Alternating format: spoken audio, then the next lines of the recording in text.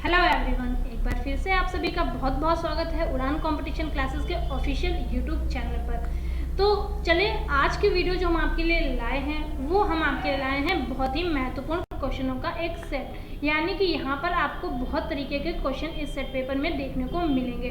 और जैसा कि आप जानते हैं कि आगामी दिनों में बहुत सारी परीक्षाएं लगी हुई हैं, जिन परीक्षाओं में हिंदी आपकी कंपलसरी है। तो चलिए शुरू करते हैं हम अपने वीडियो को। पर आपने अगर अभी तक हमारे चैनल को सब्सक्राइब नहीं किया है तो आप हमारे चैनल को सब्सक्राइब कर लीजिए, बेल आइकन को भी प्रेस कर लीजिए ताकि रिलेटेड नोटिफिकेशंस आपको सबसे पहले मिल सकें और आप हमारे वीडियोस को सबसे पहले देख सकें। क्योंकि इस वीडियो पे आपको सिर्फ हिंदी ही नहीं और भी बहुत सब्जेक्ट के बारे में पढ़ाया जाता है, जो एग्जाम की दृष्टिकोण से आप सबके लिए बहुत ही ज़्यादा महत्वपूर्ण है। तो चलिए शुरू करते हैं हम अपनी एक्सरसाइज को टाइम को बिना वेस्ट करते हुए। हमारा पहला क्वेश्चन है, जैसे कि क्वेश्चन नंबर 11 आप देख रहे हैं। दिनकर किस रस के कवि माने जाते हैं? तो चलिए हम ऑप्शंस देखते हैं। रौद्र रस, करुण रस, वीर रस और श्रृंगार रस। तो जो दिनकर जी हैं वो माने जाते थे आपके वीर रस के कवि, यानी कि इनकी जो भी रचनाएं होती थी उनमें ज़्यादातर वीर रस से रिलेटेड चीज़ें होती हैं, यानी कि बहुत सारी चीज़ें इनकी वीरता के बारे में लिखी हुई होती थी। तो इसी के साथ बढ़ते हैं हम अपने नेक्स्ट क्वेश्चन की तरफ। अब नेक्स्ट क्वेश्चन है हमारा, निराला को कैसा कवि माना जाता है? अब ऑप्शन है हमारे अवसरवादी, क्रांतिकारी, पलायनवादी और या फिर भाग्यवादी। तो निराला की बहुत सारी कविताओं में आपने देखा होगा कि क्रांति से रिलेटेड चीज़ें होती हैं। तो अब जब क्रांति से रिलेटेड चीज़ें वो लिख रहे हैं और उन चीज़ों के बारे में बता रहे हैं, तो नॉर्मल सी चीज़ है कि उनको हम क्रांतिकारी कवि के रूप में मानेंगे। तो क्रांतिकारी आपके ऑप्शन नंबर बी में है और यही हमारा करेक्ट ऑप्शन है। नेक्स्ट क्वेश्चन है हमारा, निम्नलिखित में कौन सा एक उपन्यास जयतेंद्र रचित है? यानी कि जो आपके जयतेंद्र हैं, किन्होंने एक उपन्यास लिखा है? अब चलिए इनको देखते हैं। पुनर्वा, परख, सेवा सदन, एकदा नैमिषारण्य। अब इनमें से बताइए कौन सा इन्होंने लिखा है?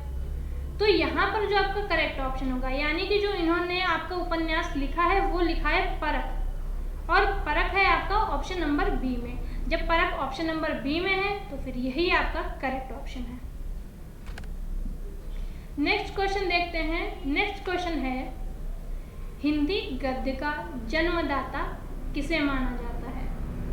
यानी कि सबसे पहले हिंदी गद्य को लिखना किसने शुरू किया? चलिए ऑप्शंस देखते हैं।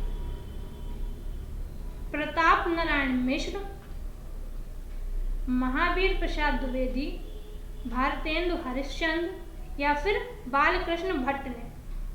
तो यहाँ पर जो आपका करेक्ट ऑप्शन होगा, यानी कि हिंदी गद्य के जो जन्मदाता हैं वो आपके भारतेंदु हरिश्चंद्र हैं। ऑप्शन नंबर सी यही आपका करेक्ट ऑप्शन है। बढ़ते हैं हम अपने नेक्स्ट क्वेश्चन की तरफ। और नेक्स्ट क्वेश्चन हमारा क्या है, कवि कालिदास की अभिज्ञान शकुंतलम का हिंदी अनुवाद किसने किया है? तो चलिए देखते हैं किसने किया है। ऑप्शन है हमारे सदा सुखलाल, गोस्वामी विठलनाथ, राजा शिव प्रसाद, राजा लक्ष्मण सिंह। तो इनका जो हिंदी अनुवाद किया है वो आपका किया है राजा लक्ष्मण सिंह ने। ऑप्शन नंबर डी आपका करेक्ट ऑप्शन है। देखिए, एक तो ये आपका क्वेश्चन हो गया कि इसका हिंदी अनुवाद किसने किया है, तो राजा लक्ष्मण सिंह। एक क्वेश्चन आ जाता है कि आपका अभिज्ञान शकुंतलम किसने लिखी है, तो आपको पता होना चाहिए कि ये कालिदास ने लिखी है। क्वेश्चन किसी भी तरीके से घुमा फिरा के, या फिर कह सकते हैं कालिदास की एक बहुत ही विख्यात वो कौन सी पुस्तक कौन सी है, बहुत सारे नाम दिए होंगे और वहाँ पर इसका भी नाम दिया होगा। तो ये सारी चीज़ों के बारे में आपको पता होना बहुत ज़्यादा ज़रूरी है। नेक्स्ट क्वेश्चन है, किस काल को स्वर्ण काल कहा जाता है? अब ऑप्शंस देखते हैं। रीतिकाल, भक्तिकाल, आदिकाल और आधुनिक काल। अब यहाँ पर बात हो रही है स्वर्णकाल के बारे में। तो स्वर्णकाल देखिए, आप जो सबसे ज़्यादा अगर कहीं पे टाइम स्पेंड करते हैं और सोचते हैं कि वो हमारा वेस्ट नहीं है, तो कहाँ? अगर हम मंदिर जाते हैं तो अगर कितना भी टाइम वेस्ट हो जाए तो क्या वो हम उसको यूजलेस टाइम के रूप में नहीं मानते। तो अगर यहाँ पे स्वर्णकाल के बारे में बात हो रही है तो चीज़ है कि भाई भक्ति के बारे में ही बात हो रही होगी।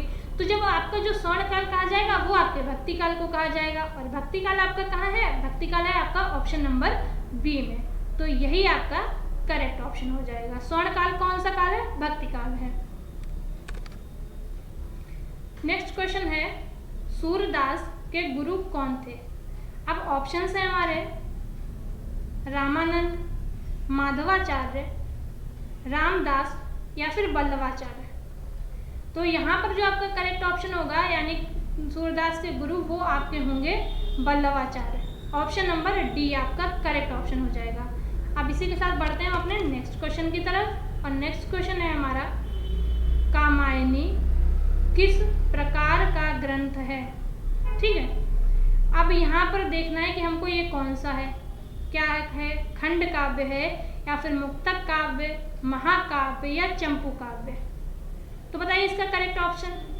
तो ये आपकी जो कामायनी है वो आपका है महाकाव्य। ऑप्शन नंबर सी ये आपका करेक्ट ऑप्शन हो जाएगा।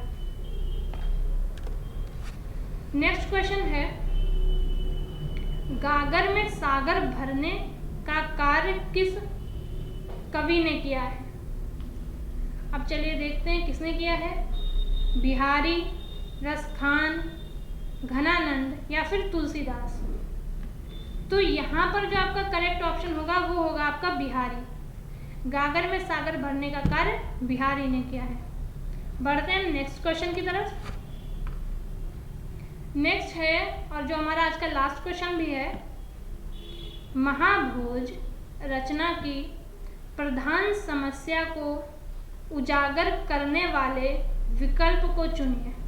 यानी कि महाभोज में जो मेन समस्या थी उसका विकल्प कौन सा है वो चुनना है आपको। तो चलिए देखते हैं। भ्रष्टाचार की समस्या, नारी समस्या, राजनीतिक समस्या या फिर मनोवैज्ञानिक समस्या? तो ये इसमें जो मेन समस्या थी वो आपकी थी राजनीतिक समस्या। ऑप्शन नंबर सी यहाँ पे करेक्ट ऑप्शन है।